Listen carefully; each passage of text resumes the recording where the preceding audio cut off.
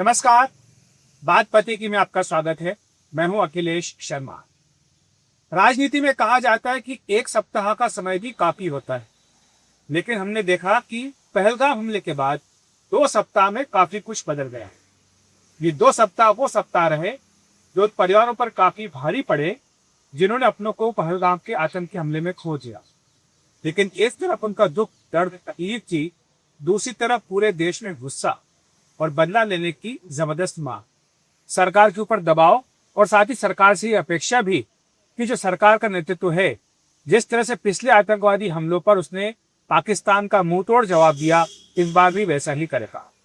और सरकार के नेतृत्व ने, देश के नेतृत्व ने निराश नहीं किया।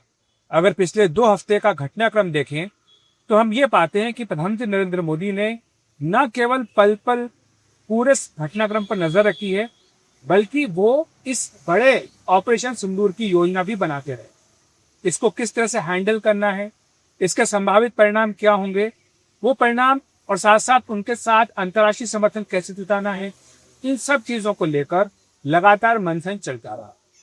एक नजर डालते हैं पिछले 2 हफ्ते के उस घटनाक्रम पर, जिससे ये पता लगता है कि किस तरह से बहुत ही चतुराई से, बहुत ही रणनीतिक कौशल के साथ भारत ने ऑपरेशन सिंदूर की पूरी पटकथा लिखी और इसको अंजाम तक पहुंचाया।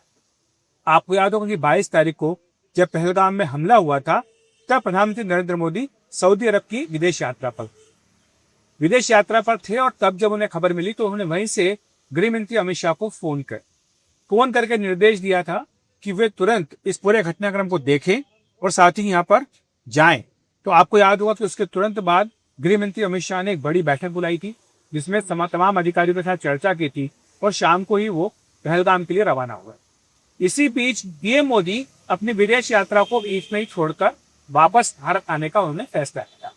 अगले दिन सुबह 23 तारीख को पीएम मोदी भारत आए और दिल्ली एयरपोर्ट पर ही उनकी विदेश मंत्री और राष्ट्रीय सुरक्षा सलाहकार और विदेश सचिव के साथ बैठक हुई।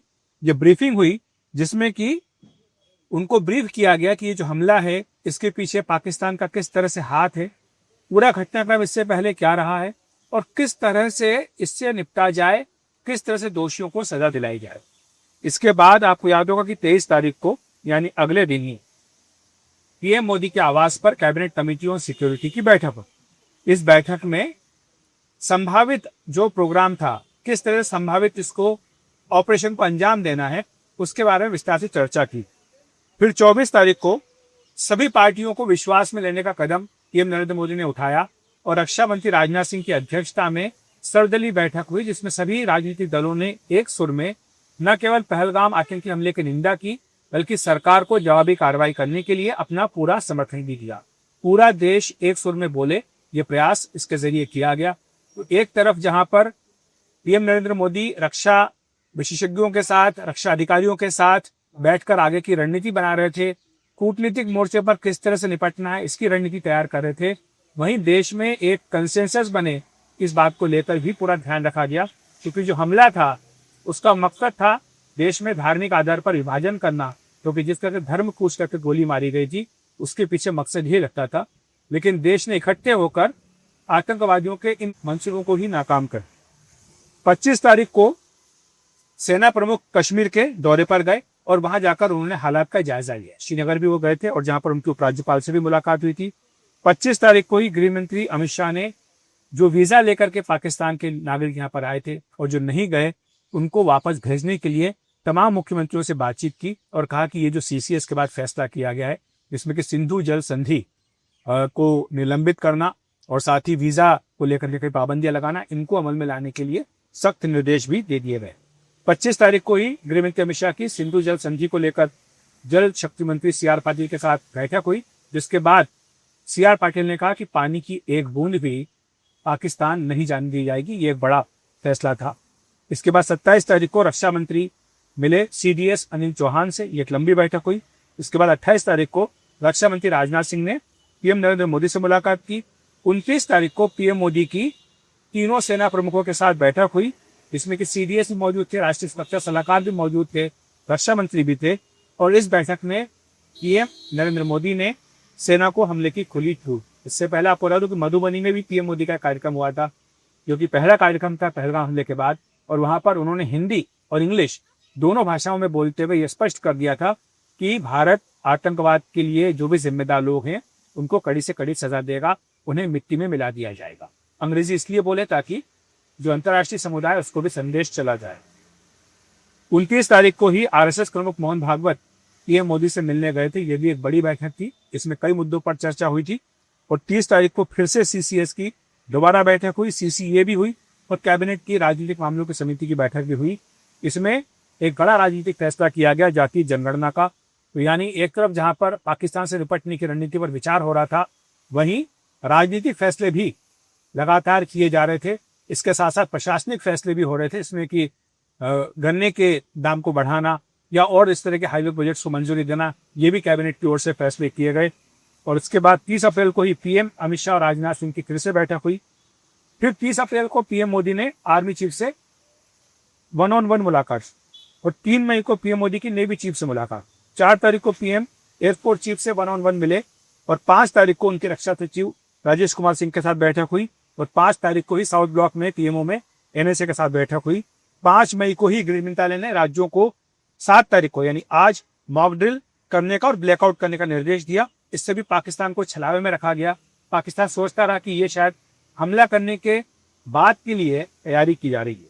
और 6 तारीख को ही पीएम मोदी की एनएसए के साथ बैठक हुई थी यानी कल, और उसके बाद कल रात को आधी रात को ये ऑपरेशन सिंदूर को अंजाम दिया गया।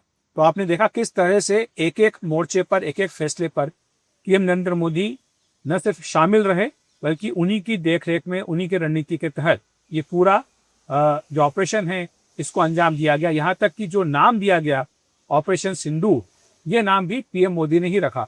और इसके पीछे सोच यही थी कि जिस तरह से आतंकवादियों ने माँ बहनों का सुहाग उजाड़ा, उनका सिंदूर उजाड़ा, उसके बदले में उनको एक कड़ा संदेश देने के लिए ऑपरेशन सिंदूर इस ऑपरेशन का नाम रखा गया। और कुल मिलाकर के ये बिल्कुल स्पष्ट रहा कि जिस तरह से आतंकवादियों के मंसूबे थे उनको नाकाम किया गया, पाकिस्तान को एक कड़ा संदेश दिया गया। और बड़ी बात यह रही कि भारत ने इतना बड़ा ऑपरेशन किया जो कि कई मोर्चों पर किया गया, जमीन से जमीन पर किया गया, आसमान से जमीन पर किया गया और कहीं कोई नुकसान भारत को नहीं उठाना पड़ा इस ऑपरेशन के दौरान। और वहीं ऑपरेशन की सूचना देने के लिए जो प्रेस कॉन्फ्रेंस की गई उसमें भी एक सरकार ने कड़ा संदेश और बड़ा संदेश देने की कोशिश की। उसमें जिस तरह से 2 महिला सैन्य अधिकारियों को और विदेश सचिव को बैठाया गया, उन तस्वीरों ने भी पूरे देश का और विदेश का, दुनिया का ध्यान खींचा कि किस तरह से भारत इन हमलों के बाद एक इकट्ठा रहने का, एकजुटता का संदेश दे रहा है और भारत की जो नारी शक्ति है वो एक सेंटर स्टेज पर आ चुकी। ये पूरी रणनीति थी जो कामयाब रही है और माना जा रहा है कि आने वाले दिनों में भी भारत इसी रणनीति पर काम करता रहेगा। हो सकता है कि आने वाले दिनों में कुछ और आतंकी ठिकानों पर पाकिस्तान के भीतर हमला किया जाए और अगर पाकिस्तान जवाबी कार्रवाई करता है तो भारत भी उसके बदले में जवाबी कार्रवाई करने के लिए तैयार है। तो ये सारे कदम हैं जो भारत ने उठाए हैं और ये ऑपरेशन सिंदूर एक बड़ी कामयाबी माना जा रहा है। तो बात पति की में इतना ही। नमस्कार।